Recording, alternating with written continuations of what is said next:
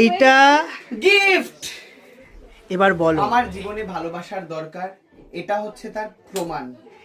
তুমি তোমার আজকে কিন্তু তুমি কিন্তু আজকে ডিসকাউন্ট পাবে না জেম স্টোরে, কারণ আমার যে বিল হয়েছে 4 লাখ টাকা, তুমি তোমার আমি বলে দিলাম 4 লাখ টাকা যে ভ্যালু স্টোর নিচ্ছ, আমি কিন্তু কোনো ডিসকাউন্ট দিতে পারবো না, ক্লিয়ার কথা।